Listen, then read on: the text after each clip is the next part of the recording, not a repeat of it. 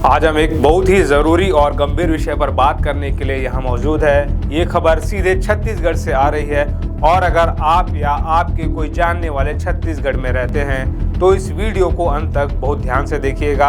ये आपकी और आपके अपनों की सुरक्षा का सवाल है।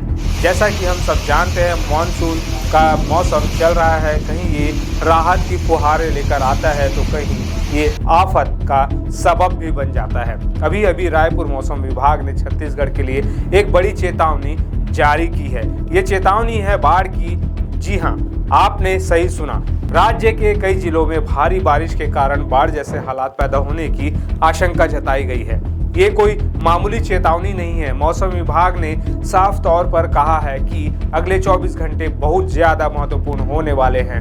लगातार हो रही मूसलाधार बारिश की वजह से राज्य की कई प्रमुख नदियों का जल स्तर खतरनाक रूप से बढ़ सकता है, जिससे निचले इलाकों में बाढ़ का पानी घुस सकता है। अब सबसे बड़ा सवाल ये है कि किन जिलों को सबसे ज्यादा खतरा है। मौसम विभाग ने खास तौर पर 7 जिलों का नाम लिया है जहां बाढ़ का खतरा सबसे ज्यादा है। ये जिले हैं। कोरिया जिले के निवासियों को खास तौर पर सतर्क रहने को कहा गया है। यहाँ से गुजरने वाली नदियों के किनारे बसे गाँवों को सबसे ज्यादा खतरा है।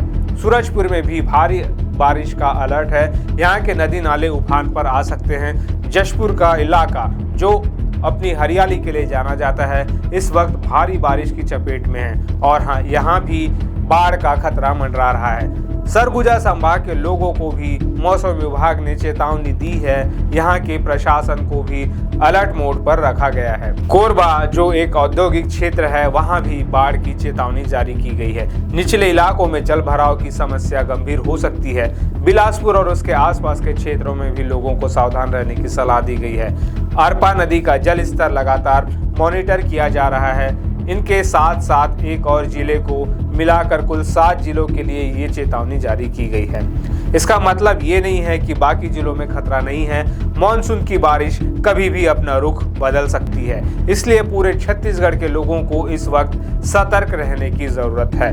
लेकिन इन 7 जिलों को विशेष सावधानी बरतनी होगी। अब बात करते हैं कि इस चेतावनी के बाद प्रशासन क्या कर रहा है। देखिए, ऐसी स्थिति में सरकार और स्थानीय प्रशासन की भूमिका सबसे अहम हो जाती है। खबर के मुताबिक सभी प्रभावित जिलों के जिला प्रशासन यानी डिस्ट्रिक्ट एडमिनिस्ट्रेशन को पूरी तरह से एक्टिवेट कर दिया गया है। कलेक्टरों ने सभी संबंधित विभागों को निर्देश जारी कर दिए हैं। सबसे पहला और जरूरी काम जो किया जा रहा है वो है नदी के किनारे बसे गांव और बस्तियों में लोगों को सतर्क करना।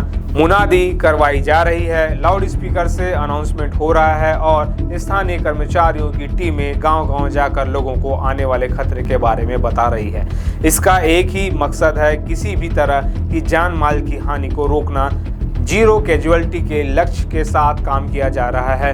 राहत और बचाव दलों यानी SDRF को भी स्टैंड बाई पर रखा गया है ताकि अगर कहीं हालात बिगड़ते हैं तो उन्हें फौरन मदद के लिए भेजा जा सके। प्रशासन ने लोगों से अपील की है कि वे घबराएं नहीं, लेकिन सावधानी जरूर बरतें। सरकार और प्रशासन की तरफ से जारी होने वाली सलाह और निर्देशों का पूरी तरह से पालन करें। प्रशासन तो अपना काम कर रहा है, लेकिन ऐसी आपदा की स्थिति में हमारी अपनी जिम्मेदारी भी बहुत बढ़ जाती है। आप क्या कर सकते हैं, ये इस वीडियो का सबसे जरूरी हिस्सा है। इसे बहुत ध्यान से समझिएगा। सबसे पहले तो घबराइए नहीं और अफवाहों पर बिल्कुल ध्यान मत दीजिए। केवल विश्वसनीय सोर्स से मिली जानकारी पर ही भरोसा करें, जैसे कि स्थानीय समाचार चैनल, अखबार और जिला प्रशासन का ऑफिशियल सोशल मीडिया पेज। अपने मोबाइल फोन को पूरी तरह से चार्ज रखें। हो सके तो एक पावर बैंक भी तैयार रखें, ये बहुत ज़रूरी है। एक बैग में कुछ ज़रूरी सामान आज ही रख लें। कम से कम 2-3 दिन के लिए बोतलें भर कर रख लें। बिस्किट, चने, मुरमुरे, सत्तू जैसी चीज़ें जो जल्द ही खराब ना हो, जिसमें बैंडेज, एंटीसेप्टिक, दर्द की दवा और आपकी कोई रेगुलर दवाई हो, वो ज़रूर रखें। टॉर्च और अतिरिक्त बैटरी साथ रखें क्योंकि बिजली जा सकती है। अपने सभी ज़रूरी कागजात जैसे आधार कार्ड, ज़मीन के कागज़ और बैंक पासबुक, शैक्षणिक प्रमाण पत्र, इन सब को एक प्लास्टिक की वाटरप्रूफ थैली में अच्छी तरह लपेट कर रख लें। थोड़ा कैश जरूर रखें क्योंकि हो सकता है कि ऑनलाइन पेमेंट या ATM काम ना करे। अगर आप निचले इलाके में रहते हैं तो अपने घर के कीमती सामान और इलेक्ट्रॉनिक्स को किसी ऊंची जगह पर शिफ्ट करने की तैयारी करें। बिजली के मेन स्विच और गैस सिलेंडर को बंद करना सीख लें ताकि जरूरत पड़ने पर आप उसे बंद कर सकें। घर के बाहर कोई ऐसा सामान है जो पानी में बह सकता है तो उसे अंदर कर लें या सुरक्षित बांध दें। कभी भी बाढ़ के बहते पानी में घुसने की कोशिश ना करें, चाहे वो पैदल हो या गाड़ी से।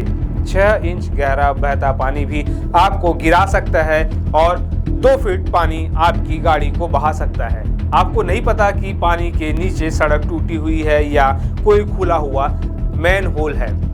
नदी नालों और पुलों से बिल्कुल दूर रहें। सेल्फी लेने या वीडियो बनाने के लिए अपनी जान जोखिम में बिल्कुल ना डालें। अगर प्रशासन आपको इलाका खाली करने के लिए कहता है तो बिना किसी देरी के उनकी बात माने, बहस ना करें। आपके लिए सुरक्षित राहत शिविरों का इंतजाम किया गया होगा। अपने पड़ोसियों, खासकर बुजुर्गों और बच्चों का ध्यान रखें। अगर संभव हो तो उनकी मदद करें। छत्तीसगढ़ के लिए अगले 24 से 48 घंटे बहुत नाजुक हो सकते हैं। मौसम विभाग की ये चेतावनी एक गंभीर संकेत है जिसे हमें नज़रअंदाज नहीं करना चाहिए। हमारी एक छोटी सी लापरवाही बहुत भारी पड़ सकती है। नमस्कार।